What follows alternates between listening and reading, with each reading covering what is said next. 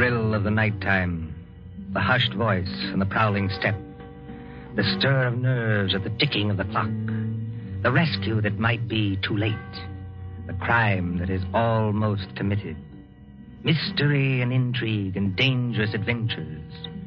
We invite you to enjoy stories that keep you in suspense.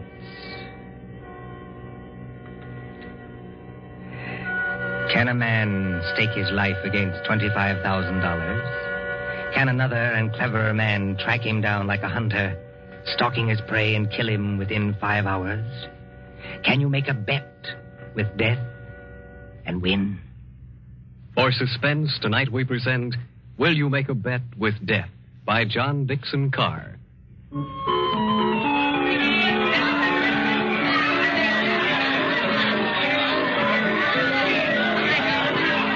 Coney Island on a summer day.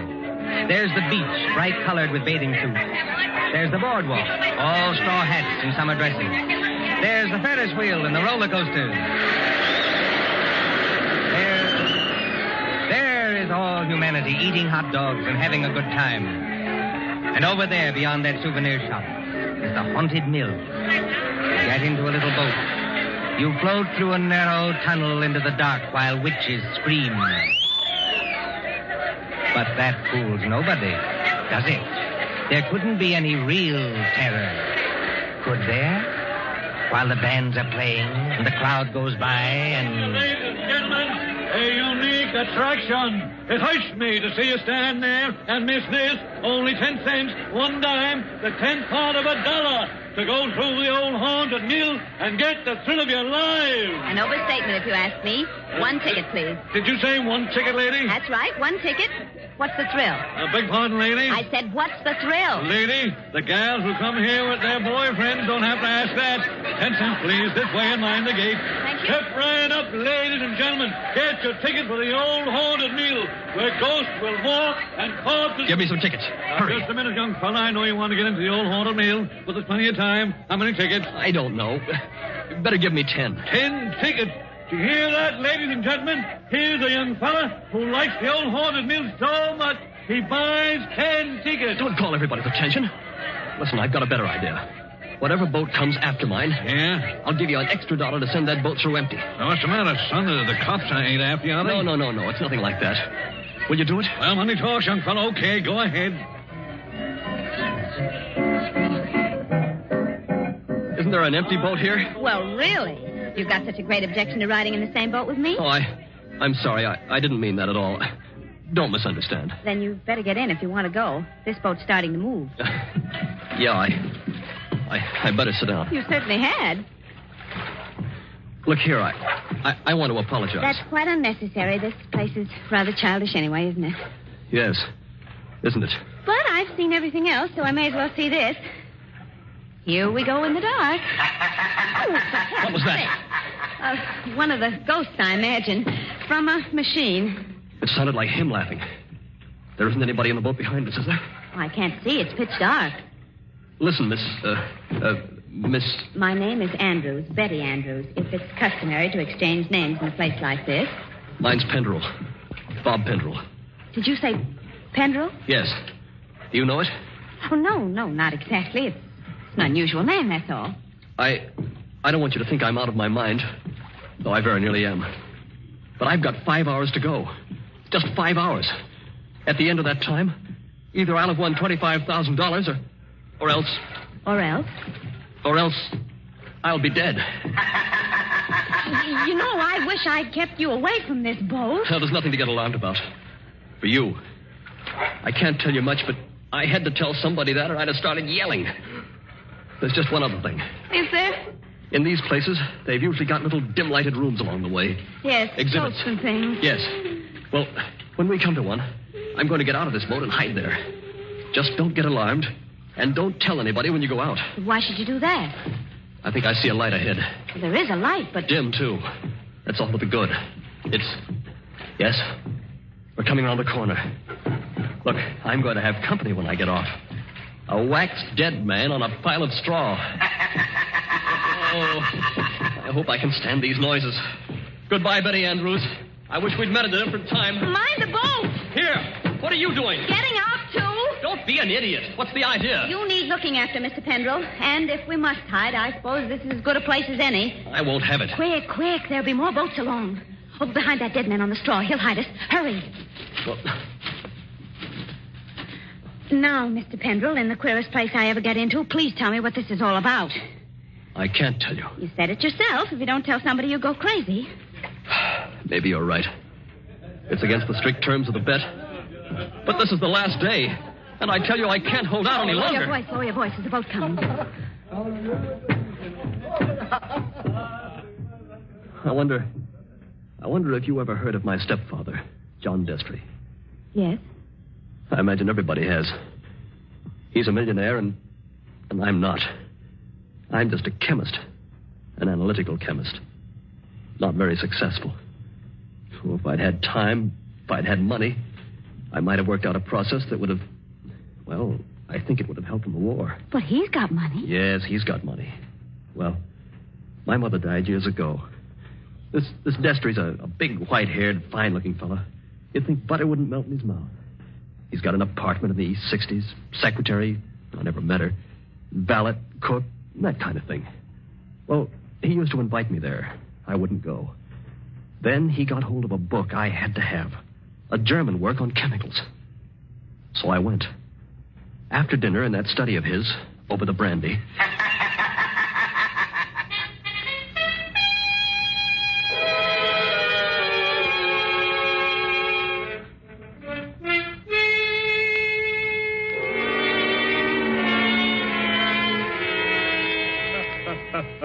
Oh, my dear Robert, you're quite welcome to the book. Don't mention it. Oh, what do you think of this brandy, by the way? It's excellent, thanks. Yes, I thought you'd like it. And now that we're all relaxed, comfortable after dinner, tell me something. Yes, Mr. Destry? You hate me, don't you? Frankly, I do. And always have. Good. Then you'll be relieved to hear I've always felt the same about you. But tell me something else. Did you ever know me to break my word? No, I never did. I'll give you that. I asked you, Robert, because I want to make a little bet with you. That is, if you have the nerve, which I doubt. Well, I'm afraid I can't afford to make bets. You were always careless with money, Robert. Well, I've been thrifty. I saw that when your mother was alive. But you can afford to make this bet. Look here, in my desk. Well? $25,000, Robert. $25,000 in 5 $100 bills. And what would I have to bet against that? Your life. What? My life? There's the money in the drawer. Look at it. What wouldn't you give for that money? What wouldn't you give to have it for this precious work of yours that you're so fond of and that you've failed in miserably? So far I've failed, yes. Oh, I've had a fairly good life as lives go. My heart isn't as good as it might be, but the doctors say I'll last a little while yet. But before I go, there's one pleasure, one little exquisite thrill for me to experience. I want to commit a murder. Yes, I said a murder. My bet is that I can kill you within 6 months, and that you can't stop me, and that I'll never be punished for it. What do you say? Yes or no? I believe you mean that. Of course I mean it. And just how would you propose to kill me? That would be telling. You know, if I had time to think this thing over... There's no thinking it over. Now. Yes or no? Yes. You must need the money badly, Robert. I do need it. But oddly enough, Mr. Destry, that isn't why I'm doing this. No? No. I want to show you can't play the Lord Almighty and get away with it. Are you challenging me? Yes. You don't think I can do it? I know you can't. We mustn't get excited, Robert. There will be conditions to the bet, you understand? What conditions? First of all, you'll never mention this matter to anyone. All right. That seems fair enough. You'll remain within the city limits of New York for 6 months. You'll spend at least 1 hour of every day walking the open streets alone. All right. You'll spend at least 1 hour every evening in your own room alone. I may come to see you, or I may not. Trying to scare me already, are you? Finally, you'll write out a little note and give it to me. There's pen and paper on the desk in front of you. Write it now. Let's hear what I have to write before I do anything like that. You will write, I am a failure. You can't stop harping on that, can you? I am a failure, and this was the only way out. I wouldn't have done it otherwise. A suicide note? Yes. I intend to use it when I, operate. And if I won't write it? Then there's no bet. All right, I'll do it. It's now, let's see, 9 o'clock on the night of January the 10th. If you're alive and not in a madhouse... Does that go into the bargain, too? Yes. At 9 o'clock on the night of June 10th, given those conditions, you will receive $25,000. Can't you hear the dice rattle, Robert? You're playing with death now. I know it. Aren't you going to finish your brandy? No, thank you. Oh, then pour it back into the decanter. You heard me. Pour it back into the decanter. If you were as careful as I am, you wouldn't be where you are now. That's right. Always be thrifty. I can promise you, by the way, that you'll always be perfectly safe as long as you're in this apartment. But that's the only concession I make. I notice your hands are steady at the moment. I wonder what they'll be like a month from now.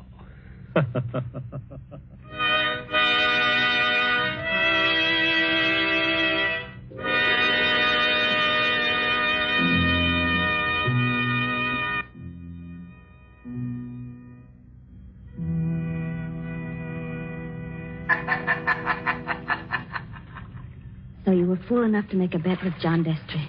Listen, Betty. I want to tell you what else happened the same night.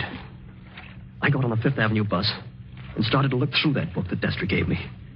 It was a book that I wanted about poisons. Well, just as I opened it, I felt something sharp prick my fingers. I looked down, and my hands were covered with blood. He had sewn safety razor blades in a line down the inside edge of the cover. Oh, no. Yeah. A little white card fell out of the book, and I read it. It said, "See how easy it is to take you off guard? Those razor blades aren't poisoned, but they might have been. Take warning."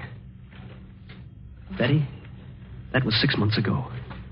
6 months less 5 hours of careful, refined torture. And now, I've got only 5 hours to go. What's he done in the meantime? Nothing. Nothing? I don't understand. Nothing at all. That's the cleverness of it. He's left me waiting.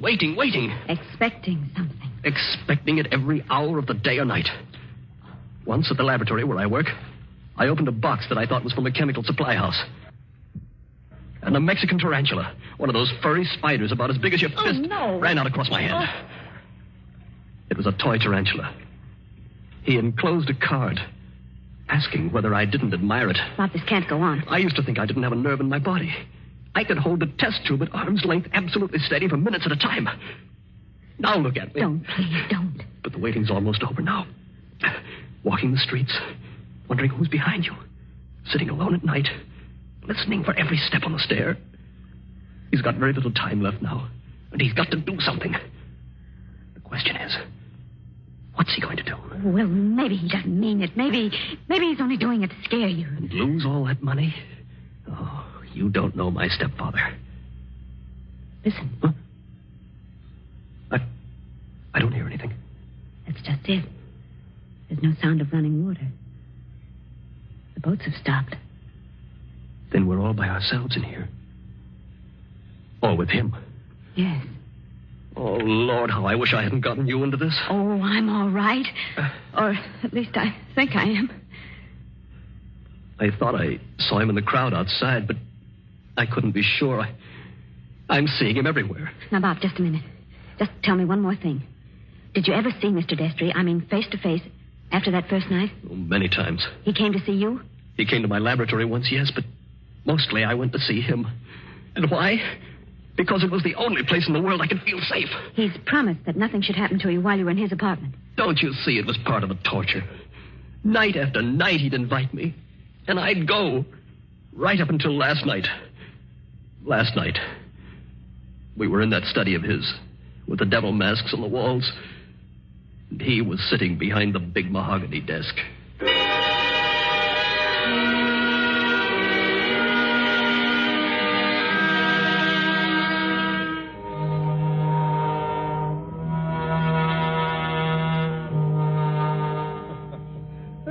My dear Robert, I'm pleased and even touched to have you here on the last night before you...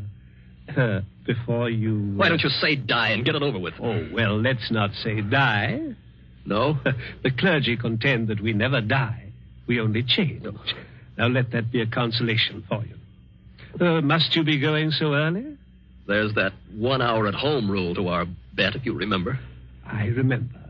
You're keeping to the rule. Yes, and I mean to beat you at this if it's the last thing I ever do. The last thing I ever do. That's an unfortunate choice of phrase, Robert. My boy, you haven't a chance. Something's going to happen to you within the next 24 hours when you least expect it.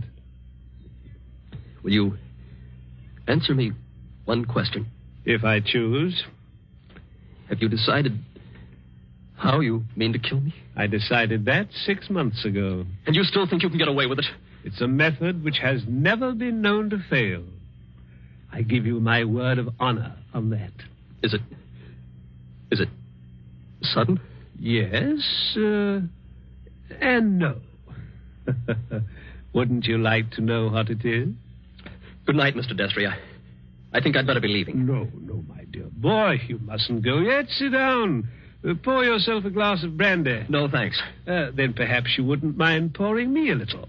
My doctor allows brandy, though I'm forbidden spirits. I notice your hands are shaking quite a good deal. They weren't like that 6 months ago, were they? No. You were full of confidence then. Oh. And it grieves me to see you waste tobacco by lighting a cigarette and putting it out immediately. Oh, it's no use lying to you. But I'm going to beat you just the same. You wouldn't like to back out now? After what I've been through? You'd still have your life. I'll keep it, thanks. That's very unwise of you, Robert. Still, you must decide. Oh, I was expecting my secretary a little later to dictate some letters. But now, I think I'll leave her a message that I've gone to bed and turn in myself. Tomorrow is likely to prove an interesting day for both of us. Here's your hat, here's your briefcase, and let me wish you a fond, peaceful, and happy good night.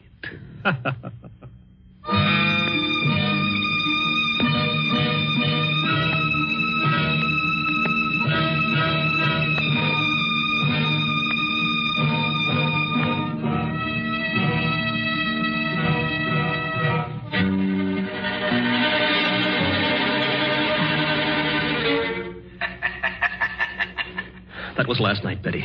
I said I had 5 hours to go. It's less than 4 hours now. If I can keep away from the old devil until 9 o'clock. I wish those boats would start running again. Why? Because it's almost as spooky in here as a real old mill. I know. Even that wax dummy on the straw. Any minute now. You're expecting to see him move? So am I. Now don't stand up. It doesn't matter. If the boats aren't running, we can hear anybody who comes along. I hope so. Do you think Destry's got in? Bobby can't have got in. He can't even be here. Why not? Because Mr. Destry told me. Mr. Destry told you?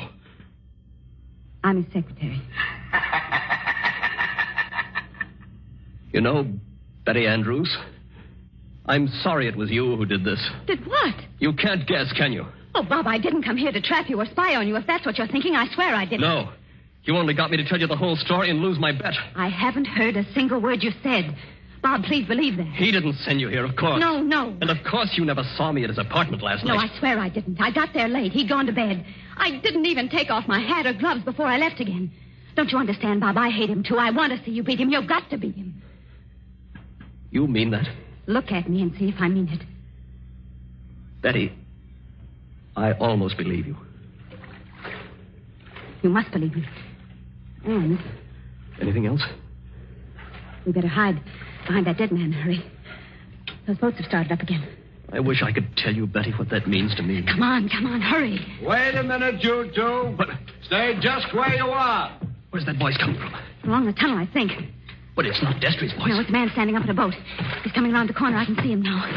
Hurry. The old haunted mill, eh? My golly, if this ain't some place to make a pinch, I never heard of one. What do you mean? Make a pinch? Just what I said. Your name, Robert Pendrell? Yes. Who are you and what do you want? Police headquarters. You're to come along with me. I want to see you over in New York. About what? I wouldn't know, lady, but it might be about the murder of John Destry. Oh, no. Did you say the murder of John Destry? That's right. Somebody poisoned him last night with mercury cyanide. I wouldn't have got you at all, maybe, if the barker outside there hadn't thought the cops were after you to start with. Betty, Yes, Bob? he's beaten me. He hasn't beaten you. Oh, yes, he has. And I know now the weapon Destry was going to use in killing me. What weapon? It never fails. The electric chair. You mustn't talk like that. Don't you see? He never once intended to kill me in the way I thought. Are you coming quietly, Mr. Pendrell? Just a minute. He's poisoned himself. But he's left evidence to show I did it. He's killing me the worst way possible. He's won the bet. The money doesn't matter now. If I'm in the death house for murder, what use have I got for all the money in the world?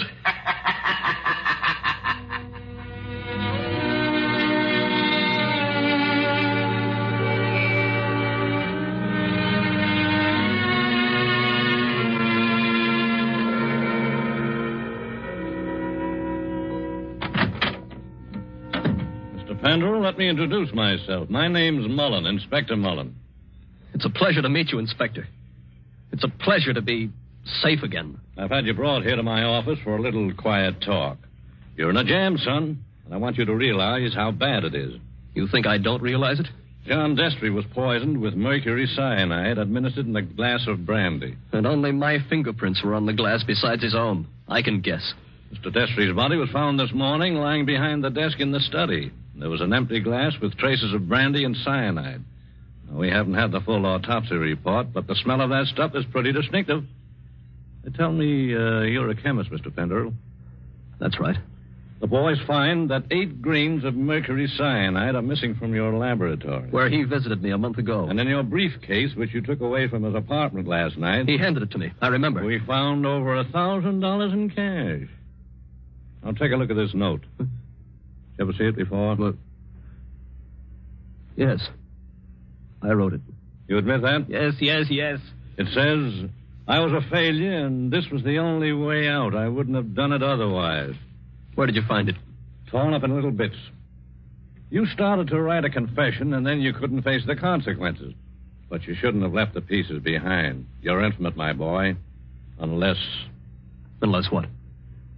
Now, if you'd like to confess here and now, and maybe we did a little deal about second-degree murder... Oh, Inspector, why bother to string me along? What do you mean, string you along? There's no second-degree murder on a poison charge. It's the death house and nothing. He saw to that. It's too bad you had to go and kill him, son. Didn't you know he had an aneurysm? A what? Fatal heart disease. He said that he had heart trouble, but... Heart trouble? His doctor says he couldn't have lived 8 or 10 months anyway. And you might have got something in the will. So that's why he did it. Did what? Killed himself. You still stick to that crazy story you told the boys? He's going to kill me, isn't he? With 3,000 volts of electricity. Inspector Mullen. What are you doing here, Sergeant? Didn't I say I wasn't to be disturbed? All the same, Inspector. I thought I'd better do it. There's a young lady here, a Miss Betty Andrews. I think you'd better see her. I'll see her when I'm good and ready. And I think you'd better see her, Inspector. We've just heard from Mr. Destry's lawyer. Well? He said that young fellow there, Mr. Pendrell, inherits $25,000 in Mr. Destry's new will. Did you hear that, son? Do you see what you'd have gotten if you hadn't gone and killed him? He was keeping his promise, that's all. A fine lot of good it'll do me now. But look, Inspector, I've just talked to the medical examiner, and he says there's no poison in Mr. Destry's body. Say that again? There's no poison in the old man's body. Somebody's kidding you. An empty glass with the smell of mercury cyanide and a dead man with a congested face behind the mask? What did kill him then? Well, you'd like to listen to Miss Andrews, Inspector. She's right here now. I think you'd better listen, Inspector. I've been trying to tell you all afternoon. Go ahead, Miss Andrews. I've been over and over it. But until they got the medical report, nobody would listen. Can you tell us what killed John Destry? Yes. Poison killed him. But the sergeant's just been saying there was no poison in the body. Inspector, will you listen? I was at Mr. Destry's apartment late last night. Well, so what? You didn't kill him, did you? The servant said he'd gone to bed. So I looked into the study to see if there were any instructions. Was Mr. Destry dead then? I don't know. I couldn't see his body because it was hidden behind the desk. I didn't even learn he was dead until late this afternoon. But I did see a full glass of brandy. A full glass, did you say? Yes. So I picked up the glass and poured the brandy back into the decanter. That's what he always made us do. And I didn't leave any fingerprints because I was still wearing my gloves. And that was the same glass you later found empty. But you still are not telling us what was the poison that killed John Destry. It was the poison in his own system. He worked out this plot to convict Bob Pendrell. Only just as he stretched out his hand to drink the cyanide... Inspector, I think I see it. It was his last great hour. He couldn't resist such gloating as he'd never known before. That's it. His heart wouldn't stand it, and he fell dead behind the desk. And I think, if you study the expression on his face, you'll find he died laughing.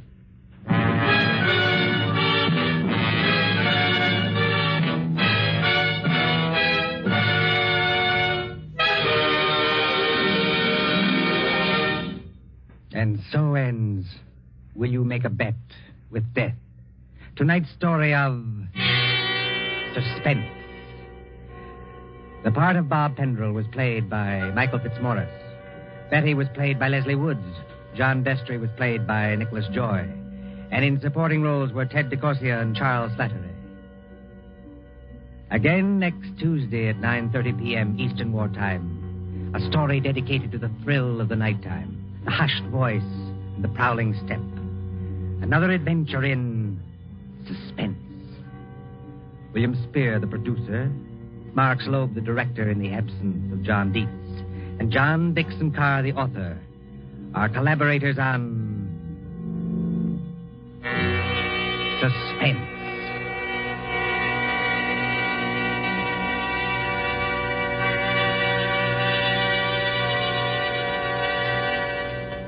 This is the Columbia Broadcasting System.